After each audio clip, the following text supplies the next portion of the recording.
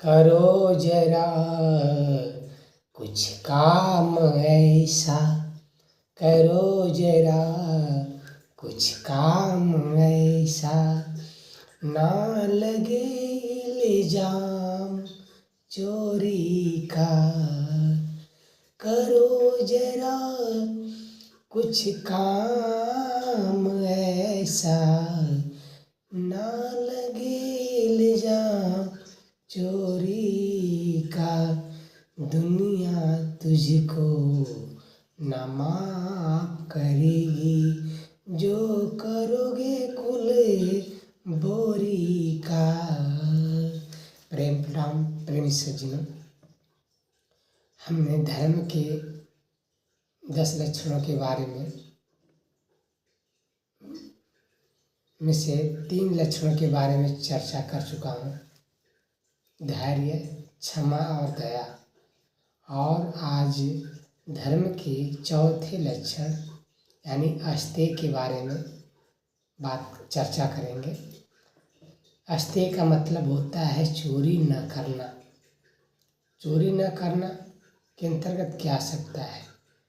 किसी के सामान को आप चुरा रहे हैं, छिपा रहे हैं या बलपूर्वक ले रहे हैं। कोई भी सामान आप कब्जा कर रहे हैं, किसी का जमीन पर कब्जा कर रहे हैं, किसी का धन आप गबन कर रहे हैं, चाहे सरकारी धन हो चाहे आप गैर सरकारी धन हो, किसी पर भी आप अधिकार गैर कानूनी तरीके से कब्जा कर रहे हैं, तो वह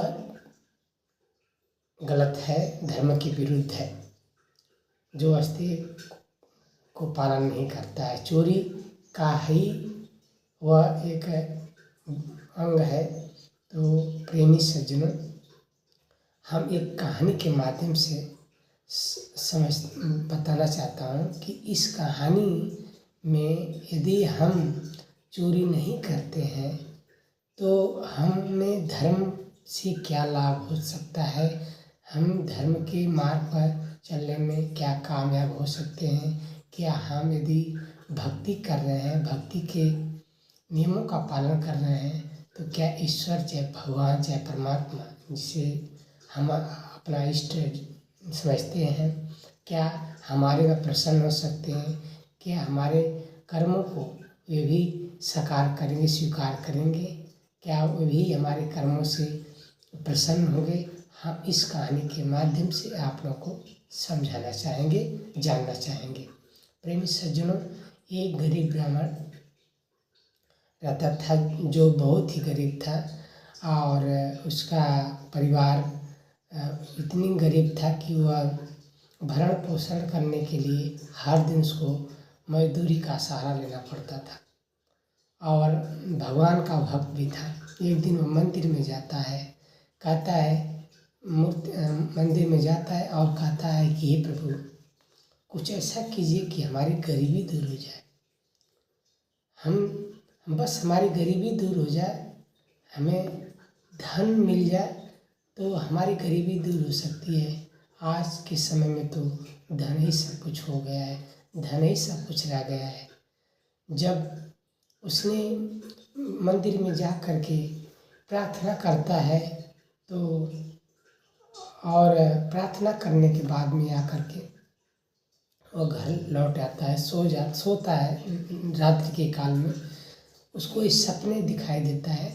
सपने में भगवान बोल रहे हैं कि जाओ, तुम राजा के घर में जाओ, राजा के घर में एक हीरा है, बहुत ही कीमती है, बहुत ही बहुमूल्य है। यदि उस हीरे को लेकर आओगे तो तुम्हारे पास बहुत धन हो जाएगा, तुम्हारी गरीबी सारी दूर हो जाएगी। उसने सपने पर विश्वास करके गरीब ब्राह्मण ने सोचा कि यदि भगवान सपने में आए तो कुछ तो सच होगा, मिल ही जाए हीरा तो हमारी गरीबी दूर हो जाए तो अति उत्तम हो जाए। उसको सिर्फ अपनी गरीबी दूर करने के लिए निराश था कि मैं किस तरह से अपनी गरीबी दूर करूं, अपने परिवार का भरण पोषण करने में कामयाब हो जाऊं। तो यह सोच करके उसने राजा के घर में जाता है। राजा के घर में जैसे ही वह जाता है, सच में एक हीरा दिखाई देता है। हीरा दिखाई देता है तो वह सोचा कि हीरे के पास में गया। जैसे ही वह हीरे को लेने के लिए आगे बढ़ा, हाथ आगे बढ़ाया, तब तक उसके मन में विचार आया, अरे ये तो हीरा मेरा नहीं है, ये तो राजा का हीरा है। राजा का हीरा यानी दूसरे का हीरा।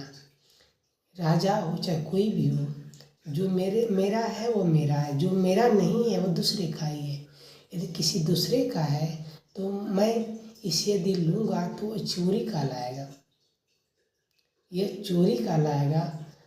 हम चोरी नहीं कर सकते हैं, ये चोरी करना मेरा धर्म नहीं है, चोरी करना मेरा कर्तव्य नहीं है, चोरी करना पाप है, चोरी करना सत्य के रास्ते पर चलने के लिए सबसे बड़ा कलंक है।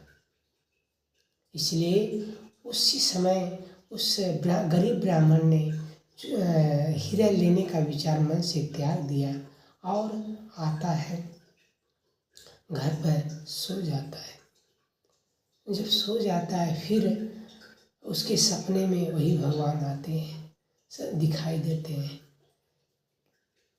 कहते हैं कि हे ब्राह्मण, तुम्हारे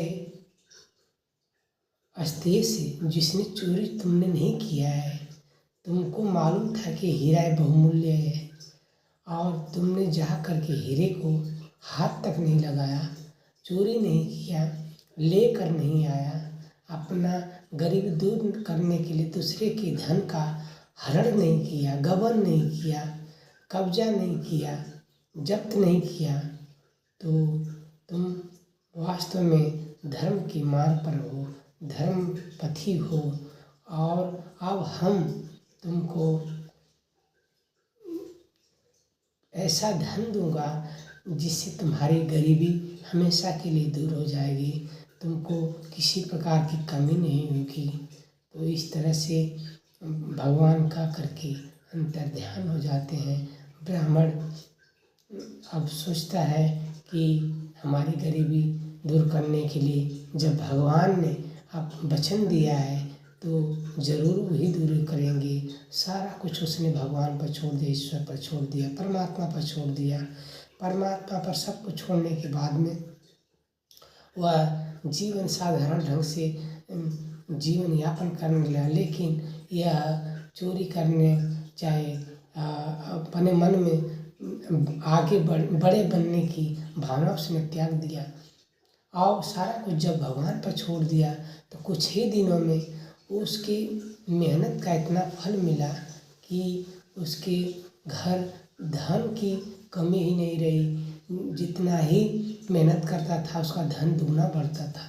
इस तरह से उसकी गरीबी दूर हो गई और वो भी अमीर हो गया और भगवान की भक्ति में लगा रहा और धर्म को के लिए बहुत कुछ कार्य किया, धर्म संबंधी कार्य किया।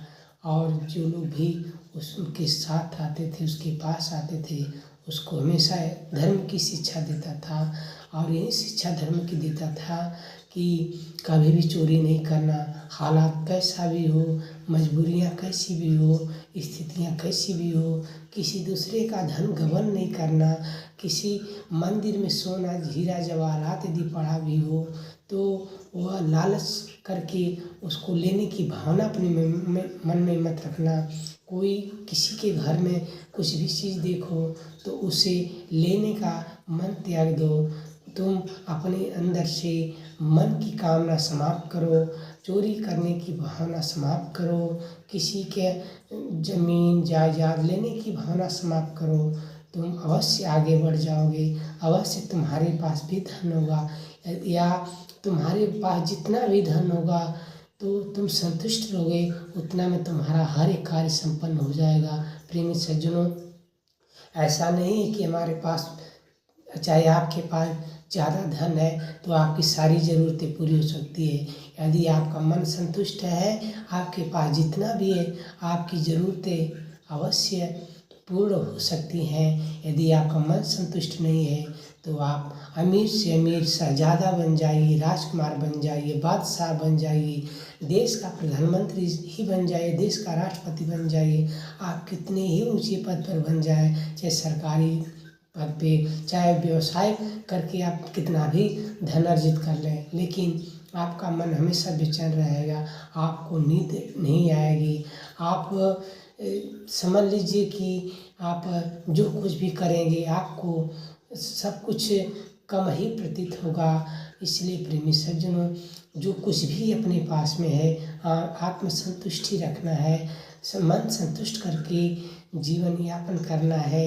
चोरी की भावना, चाहे किसी के दूसरे धन की को हड़पने की भावना अपने मन से हमेशा के लिए त्याग देना चाहिए।